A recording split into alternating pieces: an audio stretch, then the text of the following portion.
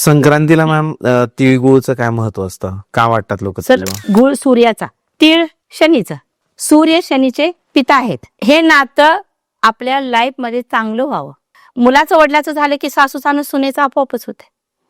बरोबर का? बरोबर. म्हणून तीळ आणि गुळ प्रत्येकानं, गोड, आपलं नातं सगळ्यांच्या बरोबर चांगलं राहिलं पाहिजे, प्रेमाचं राहिलं पाहिजे. त्याच्यासाठी तीळ आणि गुळ वाटलंच पाहिजे. तिळगुळ घ्या, गोड बोला, हे त्याच्या पाठीमागचा उद्देश आहे. तिळच का? तिळाच्या ठिकाणी आपण दुसरा पदार्थ का देत नाही? गुळच का सर?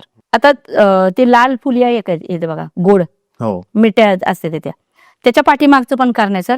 चंद्र म्हणजे पांढरा कलर आणि गोड म्हणजे मंगळ, शुक्र म्हणजे पण गोड येतं सर.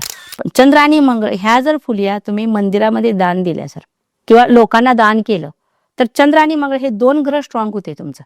जर 43 दिवस हे कंटिन्यू तुम्ही मंदिरात दान केलं तर तुम्हाला हार्ट संबंधी काही प्रॉब्लेम राहू दे सर, दम भरणं, श्वास फुलणं, ह्या गोष्टी सुद्धा तो 43 दिवसाच्या मंदिरात दान केल्यानं रेमेडी तुम्हाला बराच त्याच्यात रिझल्ट येते. कारण चंद्र हा हार्टशी आपल्या निगडीत आहे. चंद्र वीक असेल तरच आपल्याला हार्ट प्रॉब्लेम होत्या. तर तिळगुळ ज्या दिवशी आपण देतो त्या दिवशी संक्रांतीला ज्या स्त्रिया मंदिरात जात्या त्या वान ववसा करायला, त्यावेळेस सगळ्यात अगोदर हळदी कुंकू वाहनं, तिळगुळ वाहनं, परत मिठी फुल्या, गोड फुल्या, ते काय त्या दान, ते सुरुवातीला दान करतात. परंतु त्याच्या पाठीमागचं कारण काय आहे? पूर्ण व्हिडिओ बघण्यासाठी YouTube वर जाऊन बँटर विथ चेतन सर्च करा.